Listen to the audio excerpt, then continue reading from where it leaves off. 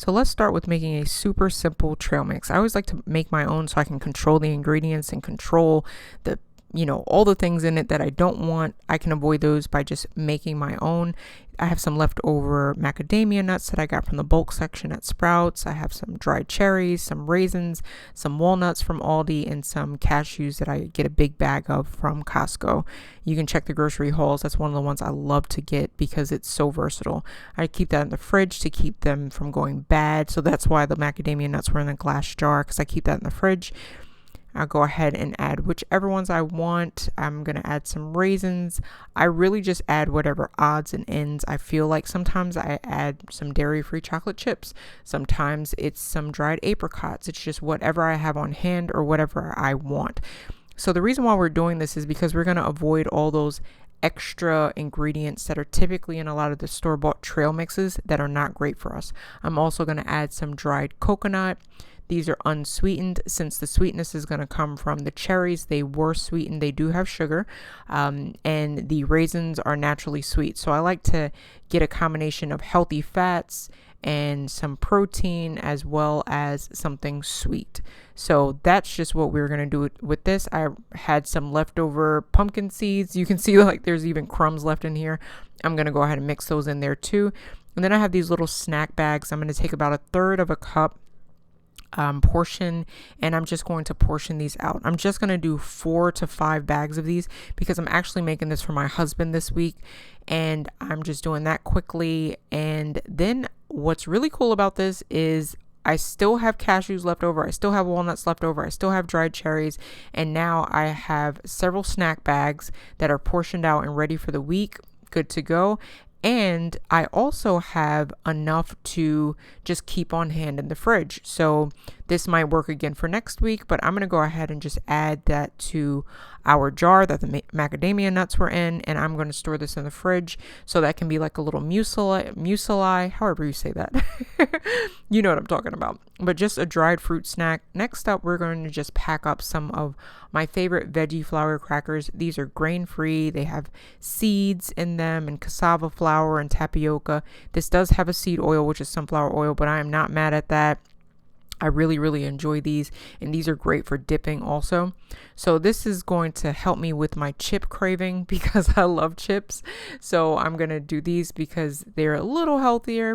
So we're going to do that, and we're going to portion those out. The serving size on the back of the box says it's about 4, so that's what we're going to do.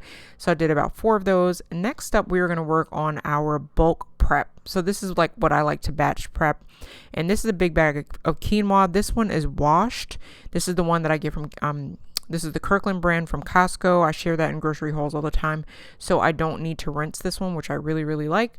So I go ahead and I add 2 cups of quinoa into my Instant Pot.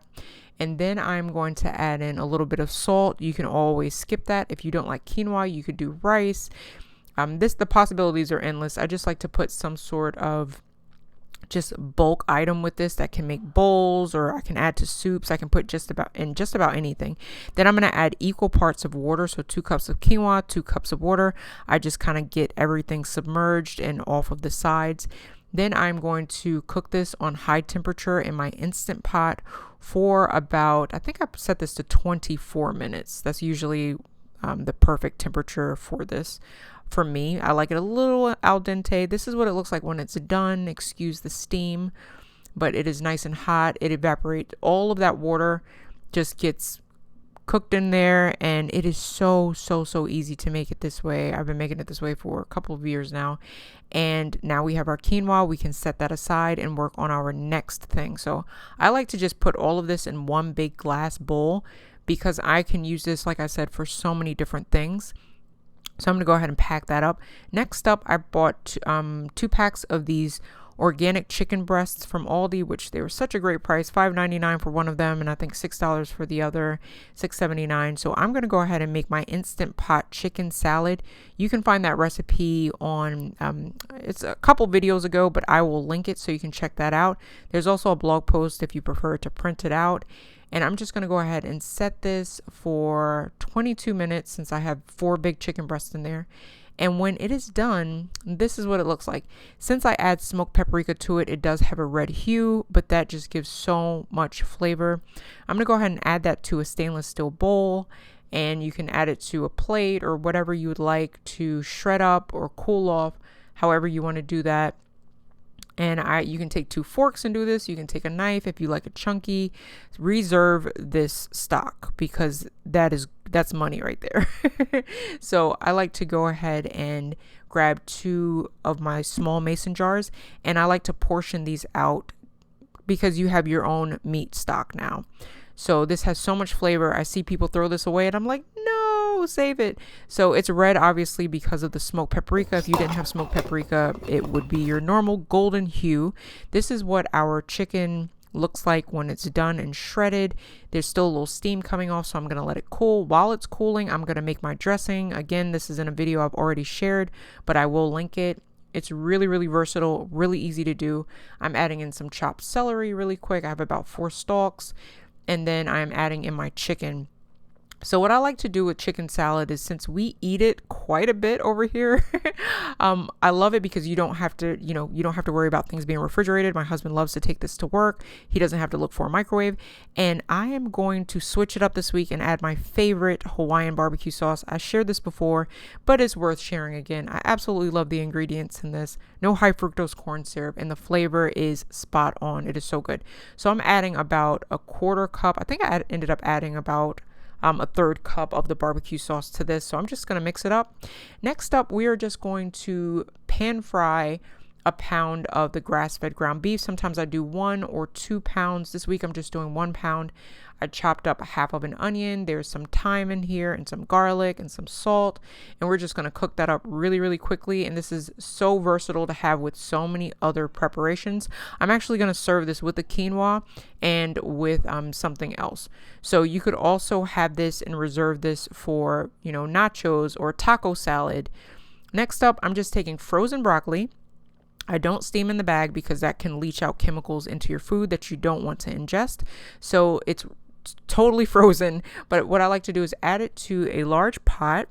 I add about a tablespoon of coconut oil. You always want to add fat to your vegetables because that is going to help your body to absorb the fat soluble vitamins and nutrients. I'm going to add in 1 teaspoon of salt. So there's a 1/2 teaspoon. I'm going to add a 1/2 teaspoon more because I use 2 large bags. There are 2 1-pound bags of this frozen broccoli. I love this one. And then I'm just going to add in a 1/4 cup of water. I am going to cook this on about medium-high heat, so about an 8 for 5 minutes. Once it starts to kind of break, kind of melt some of the frozen pieces down a little bit, I will then be able to put the lid on, and this keeps it from getting soggy in my experience. So I like to do that. If you add too much water, it may get soggy, but I'm just going to kind of toss that around. Once it starts to kind of shrink from the water steaming off of it, I'm going to add my lid, and then I'm going to turn it down to about medium. I'm going to cook it for 5 additional minutes. And then once it's done, I'm just going to take the lid off. I am going to turn the stove off, and I'm going to let that all the steam to escape so that the broccoli doesn't reabsorb it and just get mushy. So if you have, as you can see, there's no water, it's all evaporated off, and none of the broccoli is mushy. So I like to go ahead and add that to a glass bowl. So when we're batching, we're just putting everything all together. This is what it looks like when it's done. Here's our chicken salad. We've got that for 4 days since it was 4 chicken breasts. I like to just kind of keep that even. And I'm sending my husband with this week, so I'm going to go ahead and put lids on that. And then for the rest of he can also, mix and match some of this the ground beef. He can add some of the quinoa, and I also made some scones. Those are some gluten-free blackberry scones. That recipe will be coming up soon. And then I'm just going to put a lid on everything. It is so, so easy. We always have fruit throughout the week, so I have a couple of apples over there. I also have some golden kiwis that I forgot to kind of just put in this video. But that's all that there is to it. Easy peasy. I hope that was helpful. Until next time, your life matters. What you do with it matters. So what will you steward well?